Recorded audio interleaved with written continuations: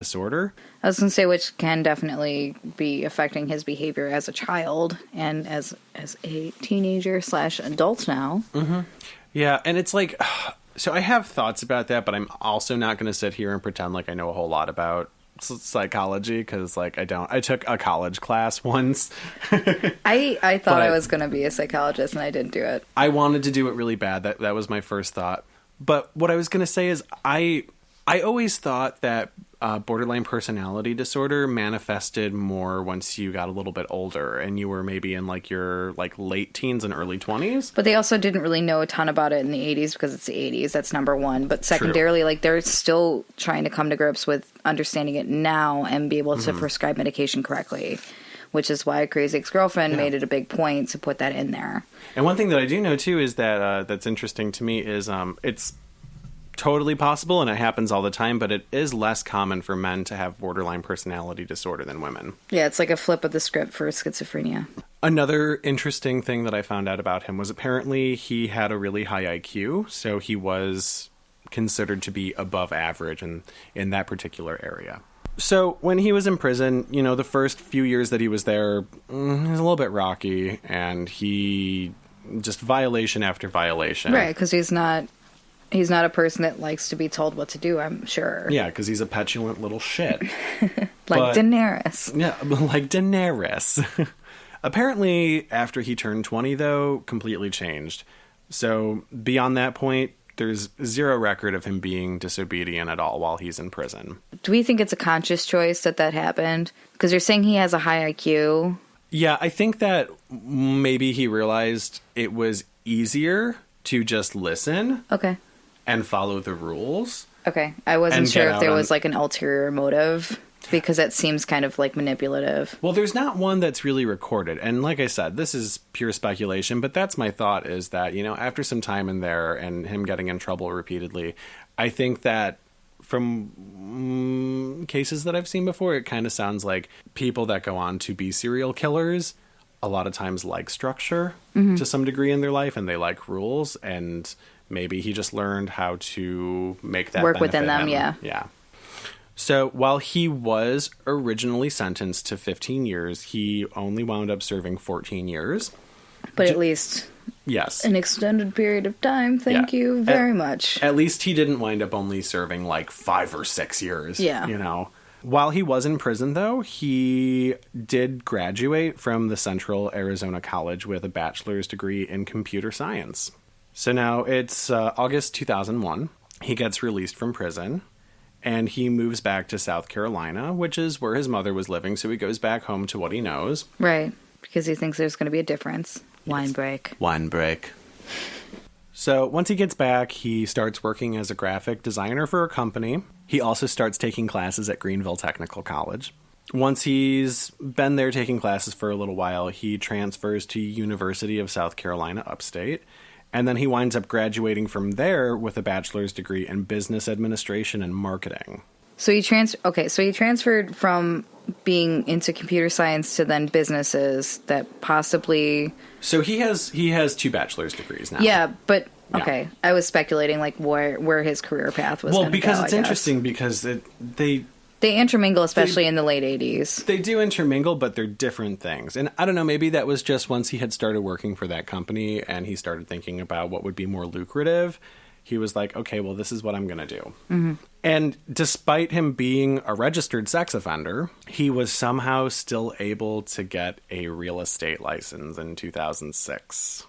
He had apparently on his application for his real estate license, he lied about the felony charges against him.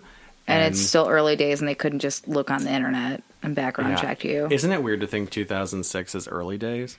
Well, still now people fly by with different charges that you can't verify because of something they've done. Well, mistakes get made all the time. True. You know, we have all these systems in place, but at the end of the day, who are the people in charge of enforcing those systems? Mm-hmm. It's humans. It's people.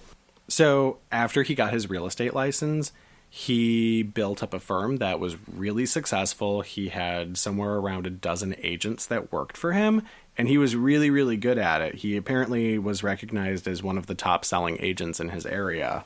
Okay. He also went ahead He's just doing all the things. He went ahead and he got a private pilot's license. I want to be a pilot. That's one of my bucket list items, is learn how to fly a plane. I'm scared enough when I'm on an airplane, and I fly a lot, or at least I definitely used to, and I don't know what's wrong with it. I could not fly an airplane. Yeah, I want to learn how to fly. One of my friends is a pilot. Well, you know what? If you end up getting a pilot's license and somehow acquiring a plane and we can go places, I might just suck it up and take a few of my prescribed Klonopin so that I can get on that airplane with you. They're prescribed. I don't break rules. That's true. In May of 2014, he went ahead and he purchased somewhere around 100 acres of land for $305,000. He also went ahead after he had purchased the property and set a fence around it, which cost him another $80,000. Okay. I mean, you said he was doing really well in his real estate. Yeah, he was definitely doing really well. And this property that he bought, this isn't where he lived. Like, that's not where his house was. He just bought this big plot of land and fenced it in. He's planning ahead, clearly. He is planning ahead. No kidding. Something that no one's going to be surprised by, but I think is important to talk about, is that he reportedly made a lot of people that he worked with, especially women, feel very uncomfortable. Whether they were working together, like at a job, or they were just interacting in public, he was said to have used a lot of sexual innuendos that would make them feel kind of yucky. Cool. Actually, and it went as far as this. There was a local diner that he went to really frequently, and he made the waitresses there feel so uncomfortable that every time he came in, they would have to have the cook come out and take his order. I was waiting for them to, when I used to be a server, you pretty much just rock, paper, scissors when you get like a creep in, because at the time our managers and no one would have done that. And I'm like, well, everyone feels uncomfortable. This guy's a regular, so you have to do something about it. So you just have to continue. When I was at the bakery, there was a girl that worked with us there was a guy that made her feel really uncomfortable, and that wound up to be a scary situation because he apparently showed up at multiple different jobs that she had like over the years, and he kept finding her. And we had a thing where every time that guy came in, we were like, no, honey, you cannot be up front. You have to go in the back. Right. And it eventually got to the point where we were like, this is not okay, and we just need to call the police. And we did. And we had the police come when he was there one day, and they took care of it. Protect your friends, man. Yeah. Protect your friends. Take care of people. Not even friends. Protect your humans. Yeah, protect everybody. Yeah. Except Todd Kohlhepp. He's an asshole. According to a banker that had worked with him here and there, Kohlhepp also would just like willy-nilly watch porn at work and didn't really care who saw. Neat. And we've been moving through this timeline pretty quickly, but at this point in the story, we're actually going to dial back a few years, and we're going to go back to 2003. Okay.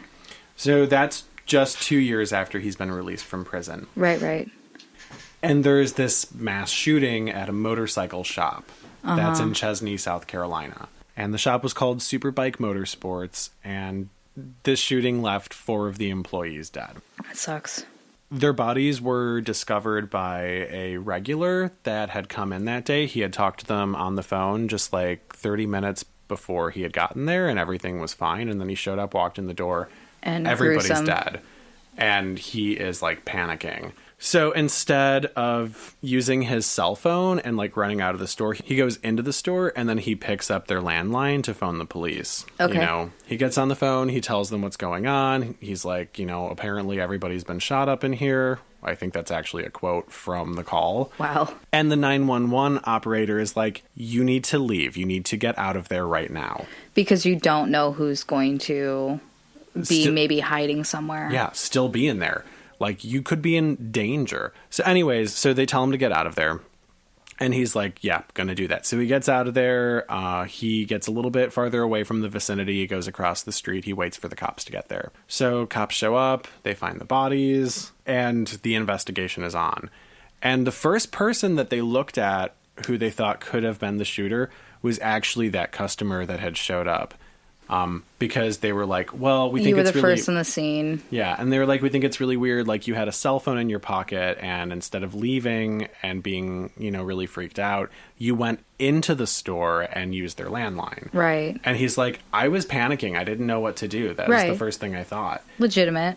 So, they interview him a few times, and the other thing that they thought was weird, too, was that he had at one point, he had said, okay, well, everybody's dead up in here. Everybody's dead. And he had said at some point that, like, there are 4 of them. There are 4 people that are dead. But he didn't see the last body, which was in the back, because he didn't go that far. And they were like, well, how could you have known that, this other person was dead? How could you have known how many people there were?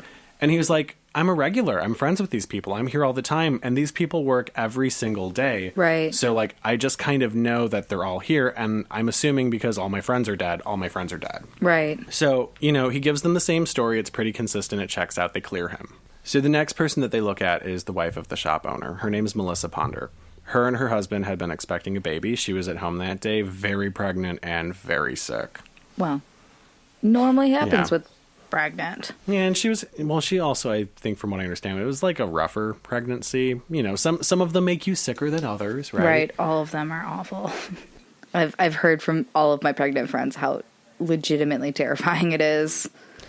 Now, they started pointing the finger at her because from what I understand at some point, people who sort of knew them had insinuated that they thought that perhaps her husband, Scott, the shop owner, was infertile. Okay. And they thought it was really weird that she was pregnant. They thought someone was maybe messing around on the other, and that's how she became pregnant? Mm-hmm. Yeah. So they're starting to think, okay, well, maybe we should look into this a little bit more. So they start questioning her. And, and this has been going on now for months. She has the baby and everything.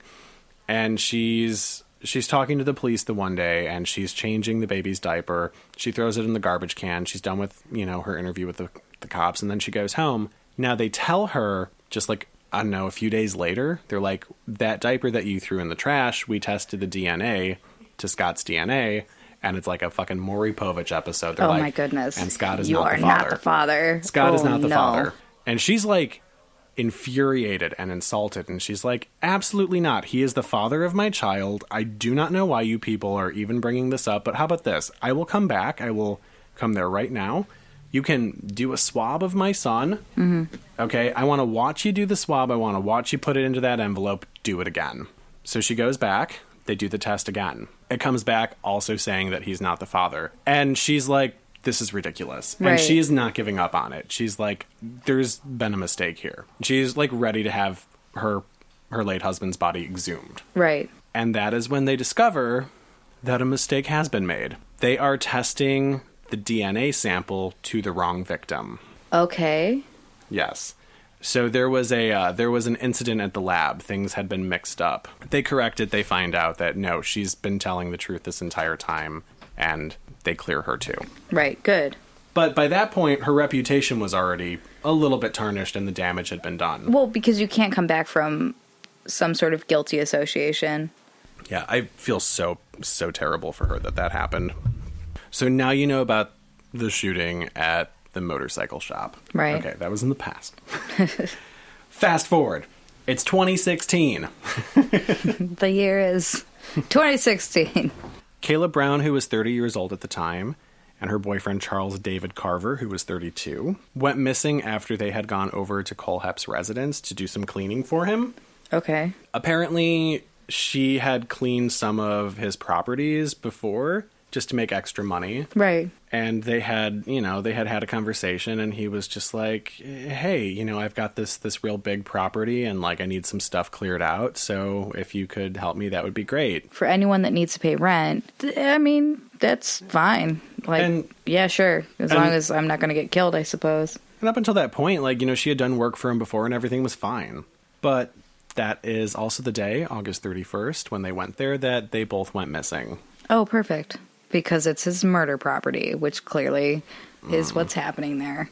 So, naturally, friends and family are very concerned. She does get listed as a missing person, and they start looking into it. And people, the more time passes, are getting really concerned that they're not alive anymore. And authorities, they get a subpoena to check into her emails and her Facebook messages. and they see that she had been exchanging messages with Kohlhepp about doing this cleaning. And then they also look at their cell phone records to see the last places that their cell phones had pinged. And it was there. Yes, everything sort of leads to this town. And then they call the police department in that town that has jurisdiction, and they're like, hey, here's the thing.